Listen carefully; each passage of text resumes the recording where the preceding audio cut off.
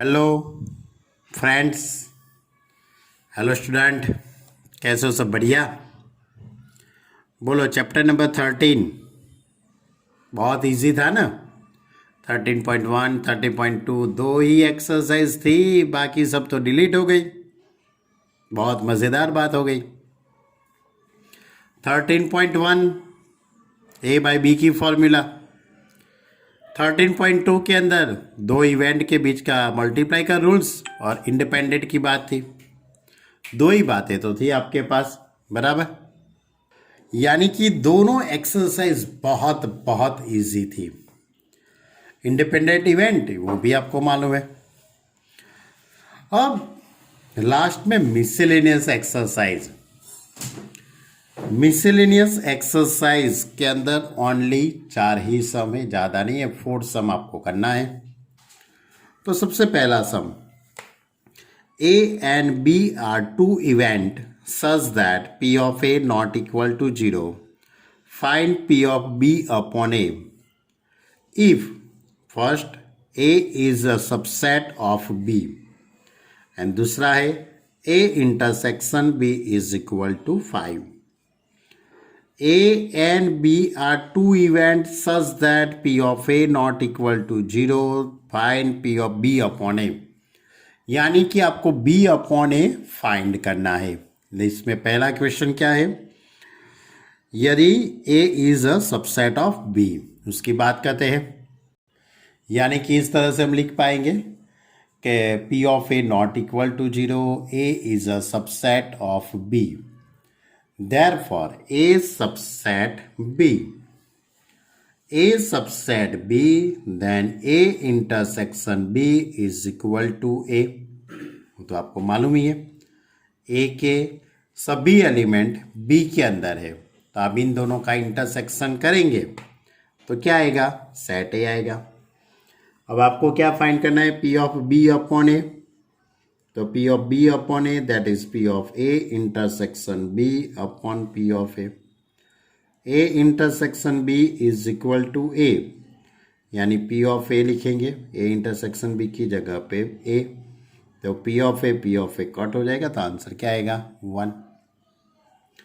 इसमें दूसरा क्वेश्चन है A intersection B is equal to 5, therefore P of A intersection B is equal to 0, यानी कि A intersection B is a empty event हुई, बराबर। Impossible event हुई, तो इम्पॉसिबल इवेंट की प्रोबेबिलिटी 0 ही होती है।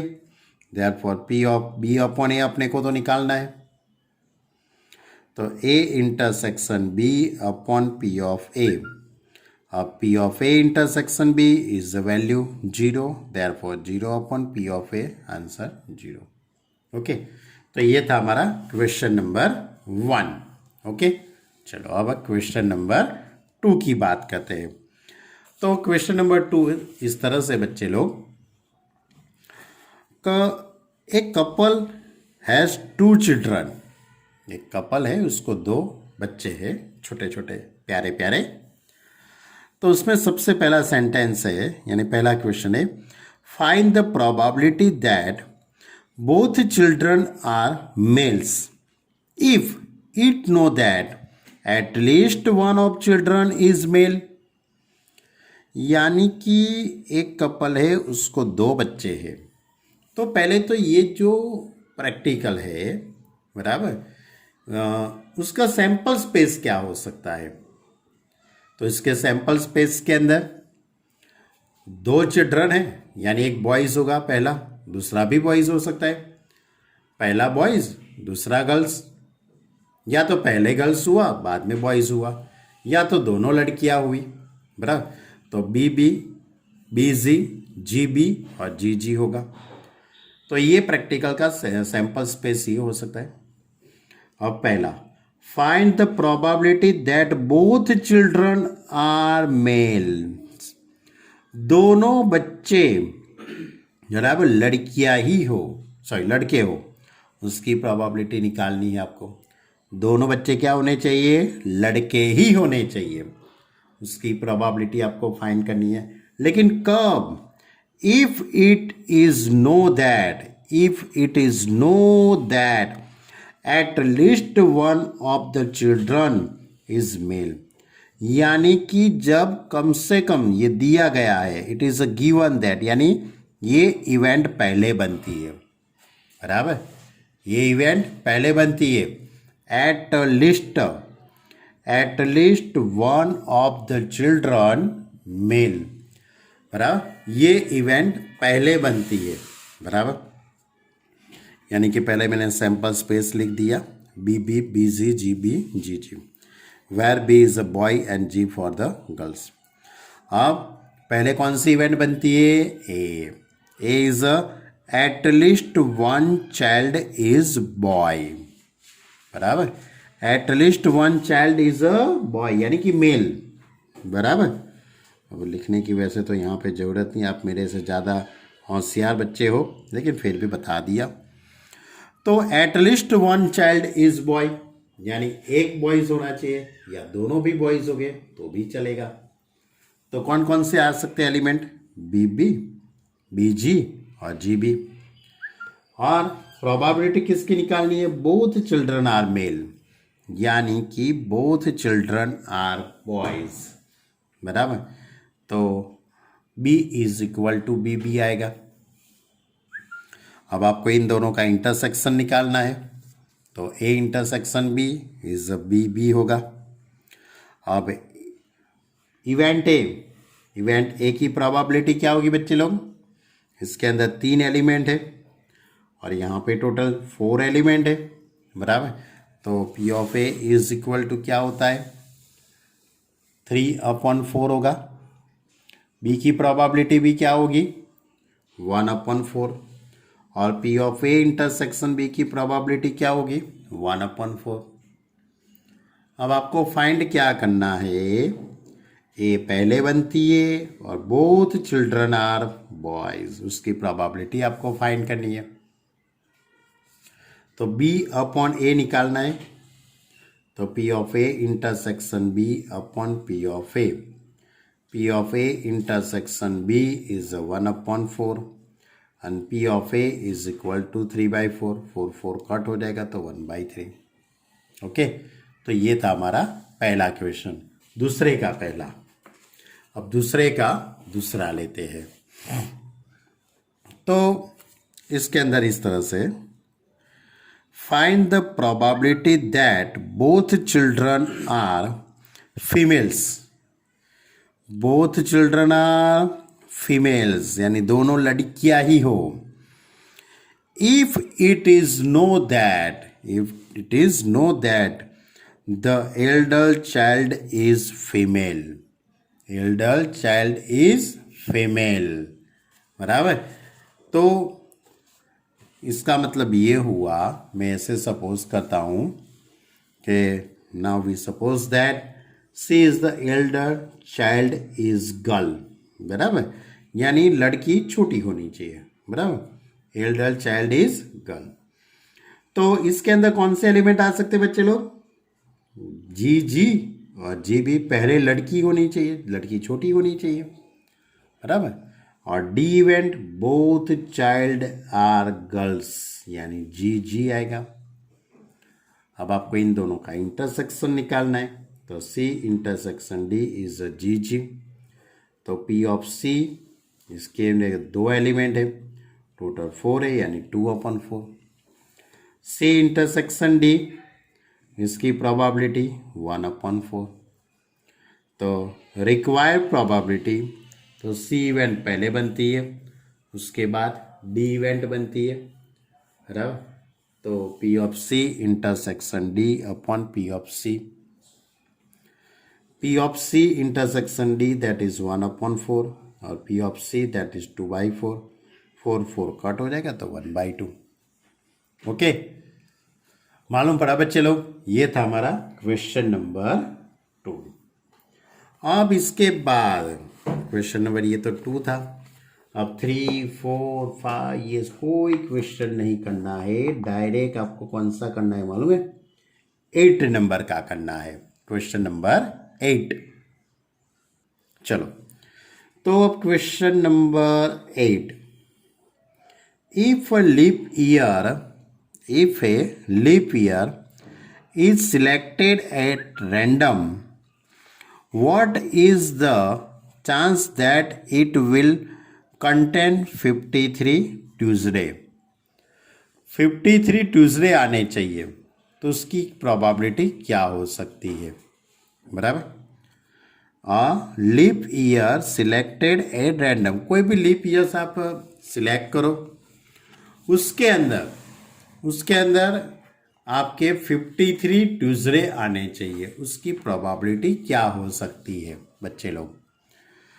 तो सबसे पहले तो मैं बात आपको ये करूँ, लीप ईयर होगा तो in leap year there are 366 days होते।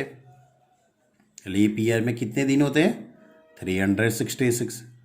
वैसे तो देखा जाए तो लीप ईयर्स नहीं होता है तो 364 होते, 364 डेज होते, यानी 52 वीक देर, 52 इंटू 7 तो 364। तो इसका मतलब ये हुआ कि मेरे पास 2 दिन बाकी रहेंगे रिमेनिंग, बराबर। Hence 366 minus 364 is equal to 2 days is remaining। तो 2 दिन कौन से बाकी रह सकते हैं?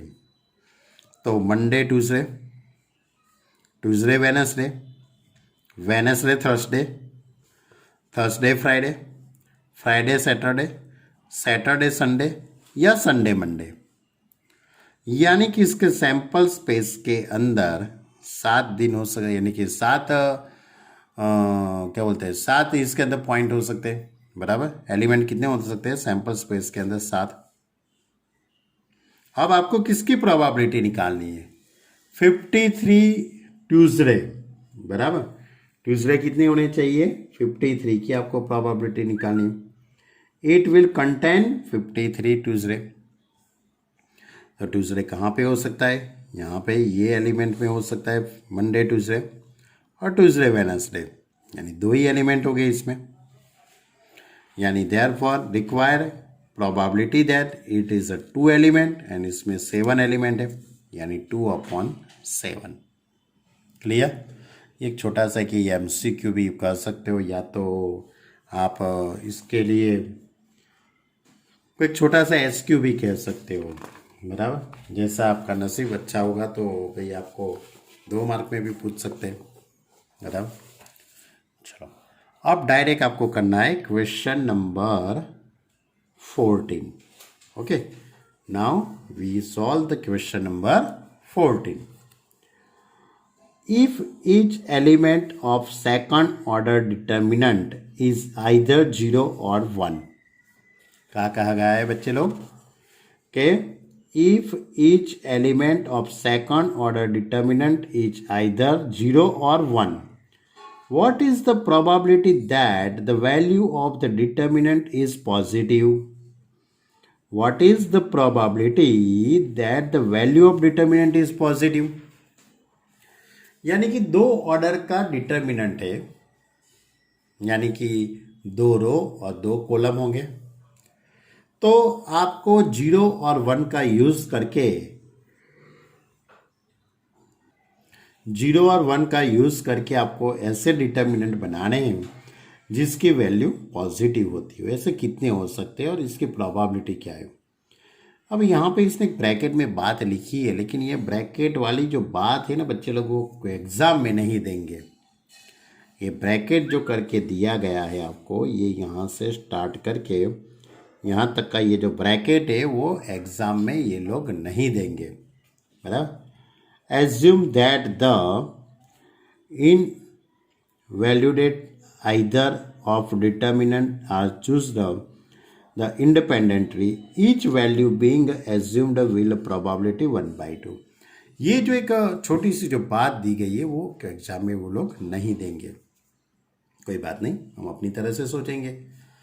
तो बच्चे लोग 2 ऑर्डर का डिटर्मिनेंट, बराबर। तो second order determinant is ABCD, ऐसा हम सपोज कर सकते हैं। ईच एलिमेंट इज आइदर 0 और 1।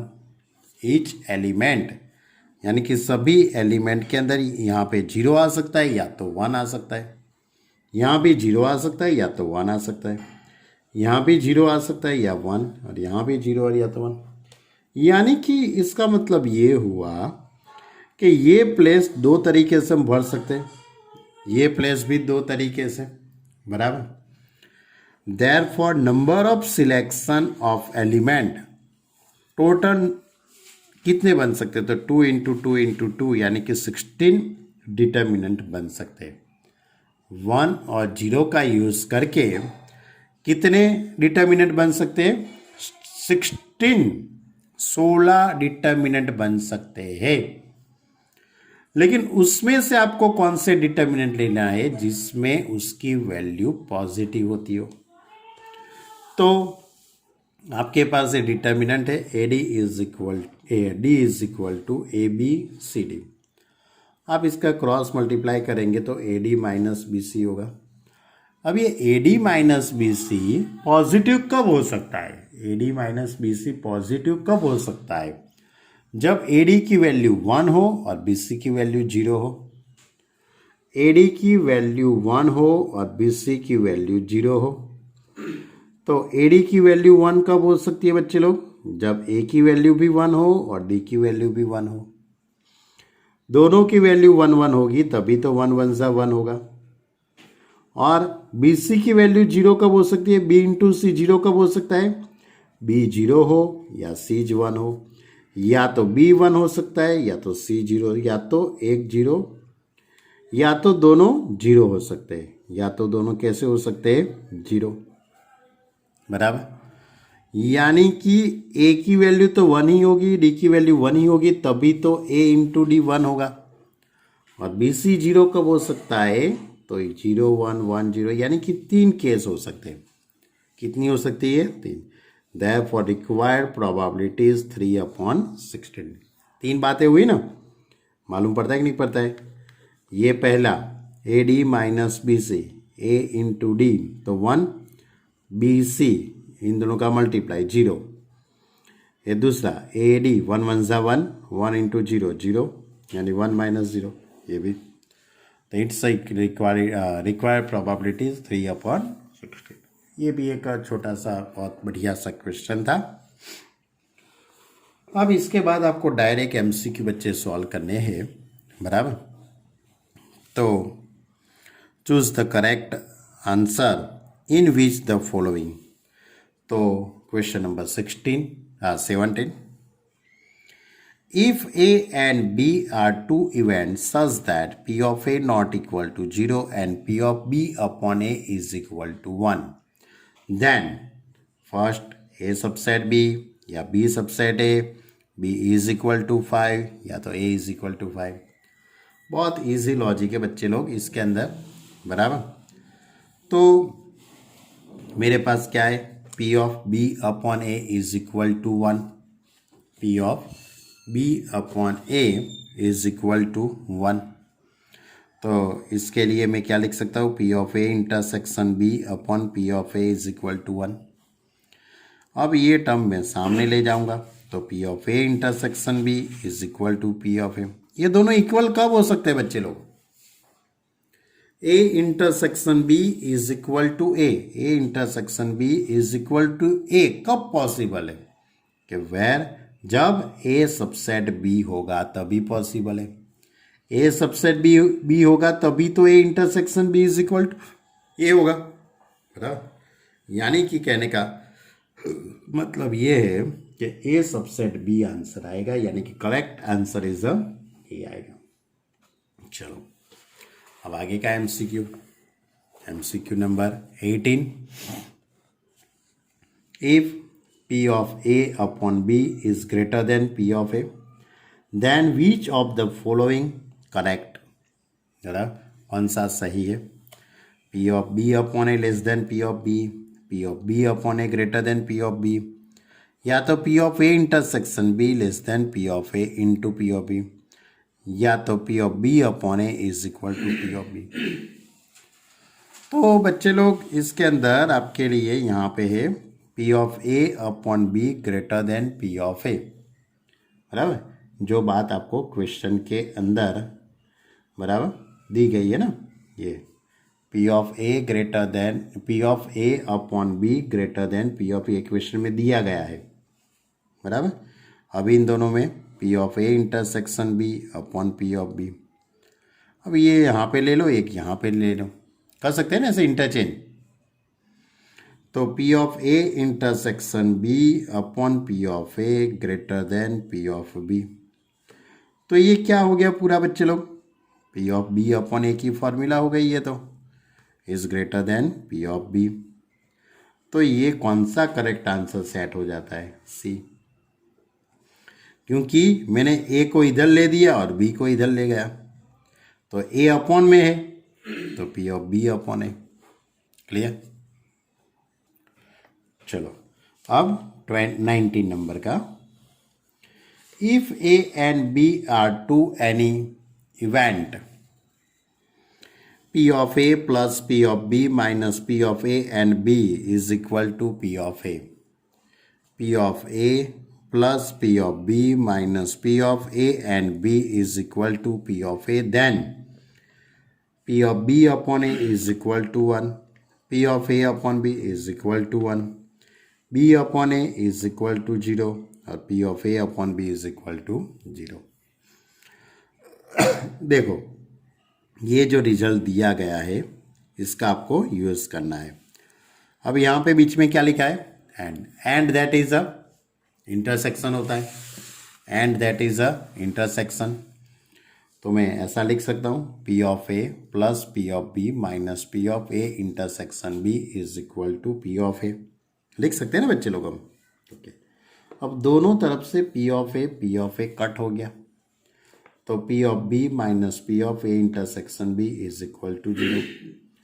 अब ये माइनस वाला टर्म सामने ले जाऊंगा, तो P of A intersection B is equal to P of B.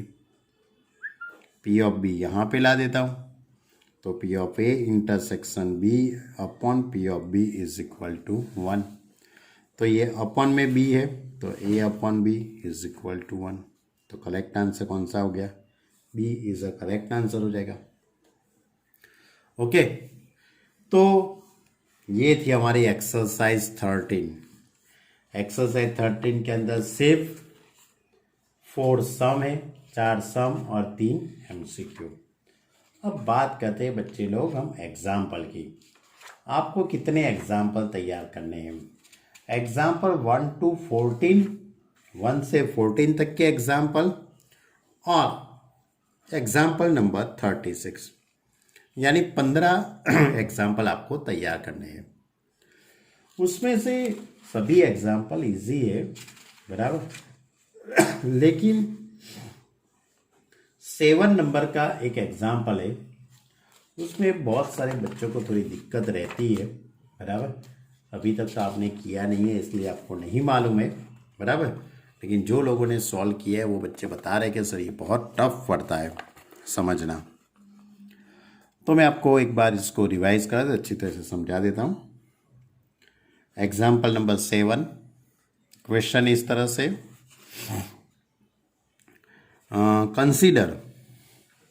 Consider the experiment of tossing a coin. If the coin shows head toss it again, but if it is show tail then throw a die. क्या कहते हैं, practical कैसा है पहले अच्छी तरह से समझो। If the coin shows head, यानी कि कॉइन हमने टॉस किया, कॉइन टॉस करते तो या तो हेड आ सकता है या तो टेल आ सकता है, दो ही बात है हमारे पास। लेकिन टॉस इट अगेन, लेकिन जब हेड आता है, बराबर, हेड आता है तो आपको फिर से क्या करना है, कॉइन को ही टॉस करना है। लेकिन यदि टेल आता है तो आपको क्या करना है, डाई थ्रो करने की है, बराबर। If it show tail then throw a die. Find conditional probability of the event that the die shows a number or greater than 4. Die shows a number greater than 4, इसकी probability आपको निकालनी है। Given that, given that there is at least one tail, at least one tail आए उसको upon में आएगा। Given that ये पहले बनती है और उसके बाद ये इवेंट बनती है, यानी आपको किसकी प्रोबेबिलिटी फाइंड करनी है? The die shows a number greater than 4, इसकी प्रोबेबिलिटी आपको फाइंड करने की है। ओके, प्रैक्टिकल मालूम पड़ा आपको? क्या करना है प्रैक्टिकल में? पहले आपने कॉइन को टॉस किया। आपने क्या किया? पहले कॉइन टॉस किया, तो एच आ सकता है या तो टी आ सकता है। एच आए तो आपको फिर से कॉइन को टॉस करना है, यानी एच टी आएगा। और यदि टेल आता है तो आप डाई थ्रो करेंगे, तो 1 2 3 4 5 6, यानी कि ये प्रैक्टिकल का सैंपल स्पेस क्या बन सकता है? H H H T, T1 T2 T3 T4 T5 T6, बराबर। तो ये इसका पूरा सैंपल स्पेस हो गया। अब आपको पहले क्या लिखा है? Given that there is at least one tail, at least one tail आना चाहिए, वो इवेंट पहले बनती है। तो एक ही टेल आई उसकी H T T1 T2 T3 T4 T5 6 day से, यानी कि इतने एलिमेंट ए के अंदर आएंगे, ये पहले बनती है, ये गिवन दैट है। और निकालनी किसकी है? A die show a number greater than 4, यानी डाई पे 4 से ज़्यादा नंबर दिखने चाहिए। तो ऐसे दो बनेंगी, T5 और T6 आएगा। अब इन दोनों का इंटरसेक्शन क्या होगा? तो T5 T6 वही होगा ना। अब इंटरसेक्शन मिल गया, अब मैं ए की प्रोबेबिलिटी निकालता हूँ, उसके बाद ए इंटरसेक्शन बी की। अब थोड़ा सोचना पड़ेगा आपको, यहाँ पे ये दोनों बातें अलग अलग है। पहले आपने कॉइन टॉस किया तो एच आता है, उसकी प्रोबेबिलिटी 1/2। उसके बाद आपने एच टी, उसके बाद आपने फिर से कॉइन टॉस किया है, बराबर। तो इसकी भी प्रोबेबिलिटी 1/2, यानी कि 1/2 1/2, तो 1/4 होगी। तो एच एच की प्रोबेबिलिटी क्या हो सकती है? 1/4 हो सकती है। ध्यान रखना बच्चे लोग, बराबर। ये ऐसा एक ही ऐसा क्वेश्चन है जिसके अंदर ये बात अपने को थोड़ी समझनी है, बराबर। फिर से समझाता हूँ बच्चे लोग। एक छोटा सा एक मैंने कागज लिया है, एच टी, बराबर। तो ये एच आता है, उसकी प्रोबेबिलिटी क्या आती है? ओनली एच की, ओनली एच आए उसकी प्रोबेबिलिटी क्या हो सकती है? 1/2 हो सकती है। अब आपने फिर से टॉस करते हो तो आप फिर से एच आ सकता है, टी आ सकता है। तो एच फिर से आया तो उसकी प्रोबेबिलिटी 1/2, यानी कि इन दोनों को मिला के हम बात करेंगे एच एच की, तो इसकी प्रोबेबिलिटी होगी 1/2 इंटू 1/2, यानी 1/4 होगी। ध्यान रखना। वैसे तो ये बात है सभी क्वेश्चन के अंदर लागू पड़ती है, सभी क्वेश्चन के अंदर पॉसिबल है, लेकिन हम इस तरह से बताते नहीं है। इसके अंदर ही मुझे ये बात बतानी पड़ी, बराबर, कि भाई एच टी तो इसकी प्रोबेबिलिटी ये होती है, क्योंकि ये दोनों बातें अलग अलग होती है, दोनों प्रैक्टिकल अलग अलग हैं। पहले एच आता है, उसके बाद टी आता है। एच आता है तो आप फिर से कॉइन टॉस करते हो, यानी इसकी प्रोबेबिलिटी 1/2, इसकी प्रोबेबिलिटी 1/2। यहाँ पे एच आता है, उसकी प्रोबेबिलिटी 1/2, टी की प्रोबेबिलिटी 1/2। और टी जब आता है तब हम क्या करते हैं? डाई 1 2 3 4 5 और 6, इन सभी की 1/6 1/6 1/6 होगी इन सभी की। तो T1 की प्रोबेबिलिटी क्या हो सकती है? T1 की प्रोबेबिलिटी क्या हो सकती है? इसकी 1/2 है और इसकी 1/6 है, तो इन दोनों को मल्टीप्लाई करेंगे तो 1/12, बराबर। तो T1 की प्रोबेबिलिटी क्या होगी? T1 1/12, T2 की भी 1/12, T3 की भी 1/12, यानी ये इसकी प्रोबेबिलिटी 1/12, इसकी भी 1/12, ये 1/12, सभी की 1/12 1/12, और इसकी 1/2 1/2। यानी कि पी ऑफ ए हम इस तरह से लिखेंगे, P of A is equal to P of H T plus P of T one plus P of T two plus P of T four. Clear? तो इसकी प्रोबेबिलिटी 1/2 इंटू 1/2, इसकी probability 1/6 into 1/2, that is 1/4 plus 1/12, 1/12, 1/12 बराबर। तो P of A is equal to 9/12, that is a 3/4। अब A intersection B के अंदर दो ही event थे, दो ही थी, T5 और T6। तो T5 1/2, इसकी 1/2 और इसकी 1/6, 1/12 इज यहाँ भी, तो 1/2 इंटू 1/6, 1/12, 1/12, 2/12। तो P of A intersection B is equal to 1/6। यानी पहले इवेंट कौन सी बनती है? A, उसके बाद B।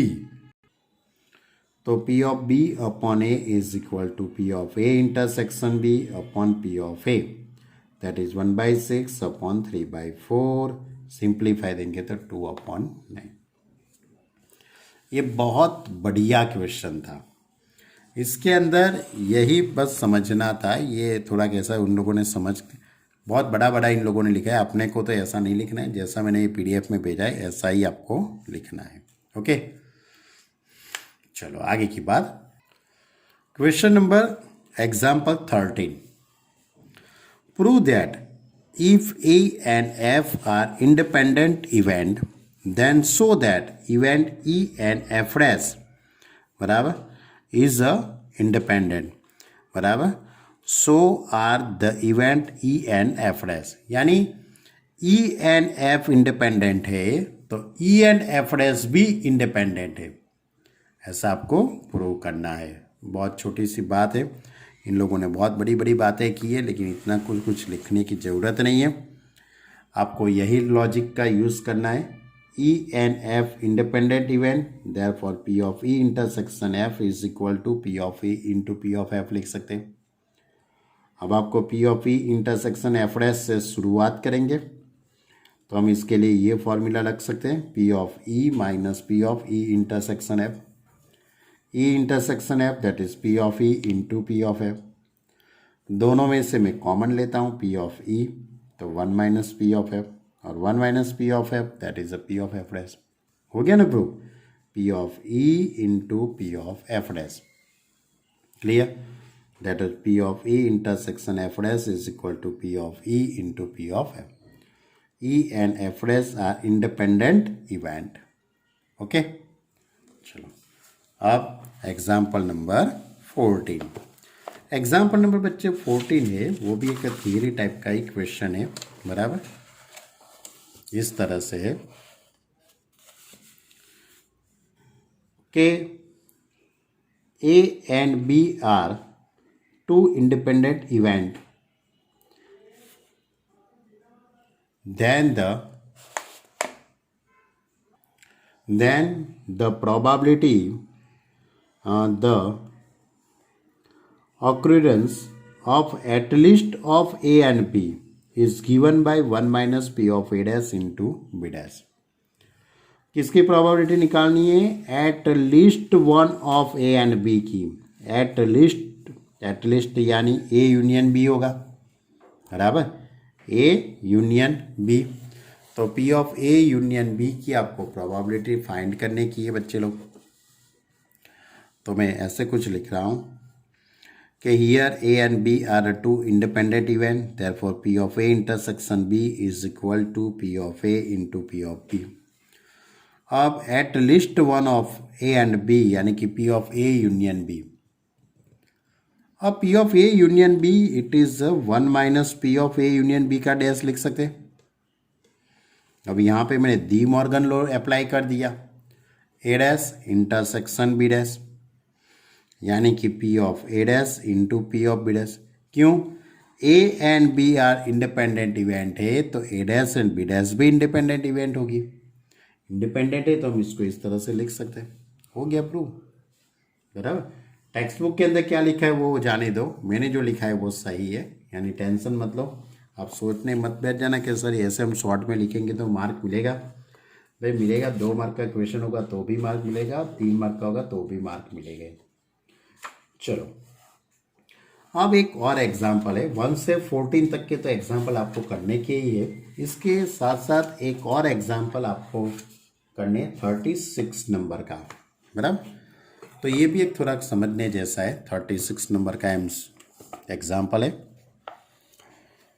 इस तरह से है कि ए डाई, कहाँ गया, sorry, A and B throw a die alternative. 2 बच्चे हैं, ए और बी, 2 बच्चे हैं, दोनों जन क्या कहते हैं, डाई को थ्रो करते ऑल्टरनेटली, वाराफरती। तो till one of them get 6 and win the game. जिसके पास 6 अंक आ जाता है वो बच्चा जीत जाता है। Find their respective probability of winning if A start first. If A start first, A पहले गेम को शुरुआत करता है और वो सक्सेस हो जाता है, वो जो प्लेइंग कर रहे हैं, वो जो गेम खेल रहे हैं उसमें वो जीत जाता है, विन हो जाता है, उसकी प्रोबेबिलिटी क्या होगी। वैसे तो दोनों की निकालनी है, लेकिन ए पहले शुरुआत करता है, बराबर।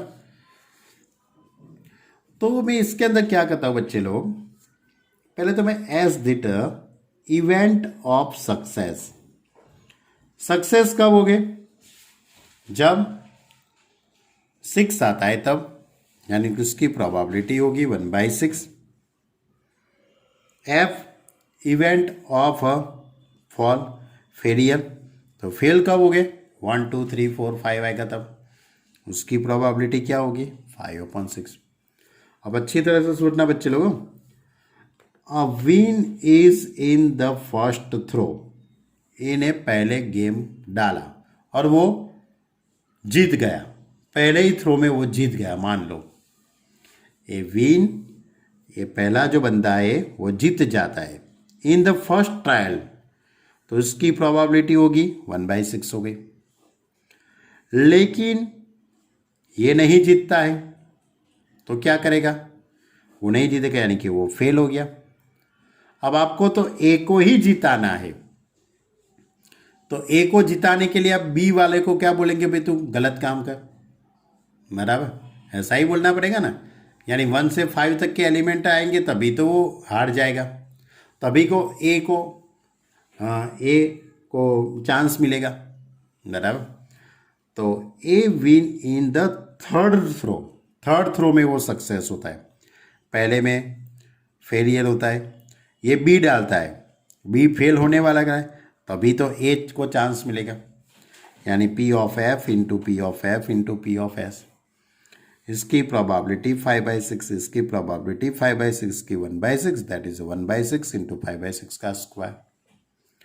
अब ऐसे ही गेम को आगे ले जाते हैं, शायद ऐसा हुआ ये थर्ड बार वो फेल हो गया, तो चौथी बार वो बी बंदा डालेगा, बी नाम का बंदा, वो भी फेल ही होना चाहिए, तभी कोई इसको 5वीं बार चांस मिलेगा। A win in the 5th throw, तो तब वो सक्सेस होता है। तो इसी तरह पी ऑफ एफ इंटू, ऐसे कितनी बार होगा, 5/6, 5/6, 5/6, 5/6, 4 टाइम्स, और लास्ट में 1/6, यानी इस तरह ऐसे ही चलता ही जाएगा, चलता ही जाएगा, चलता ही जाएगा पूरी गेम। हैंस ए विन, ए नाम का बंदा उसका विन होगा, उसकी probability P of S plus P of F F S, P of F F F S plus dash dash, यानी 1/6 प्लस 1/6, 5/6 का स्क्वायर। यानी कि ये पूरी जो इवेंट होगी, यानी कि पूरी एक सीक्वेंस बनती है, ये जो सीक्वेंस होती है वो इनफाइनाइट सीक्वेंस होती है। तो इनफाइनाइट सीक्वेंस है, उसका एस निकालने की हमारे पास फॉर्मूला है A/1 - R। स्टैंडर्ड 11 के अंदर हमने बात की थी आपसे। ए यानी first term, R that is ratio, इन दोनों का रेशियो क्या होगा 5/6 यानी 25/36, सिंप्लीफाई देंगे तो 6/8। तो ए नाम का जो बंदा है वो जीत जाता है, वो जीत जाते हैं, उसकी प्रोबेबिलिटी 6/11 है। तो बी की क्या हो सकती है बच्चे लोग, उसको ऑल्टरनेट यानी कॉम्प्लीमेंट हुआ है ना। तो P of B wins is a 1 minus P of 1 minus 6/5/11। यानी ये थोड़ा सा ये अलग क्वेश्चन था।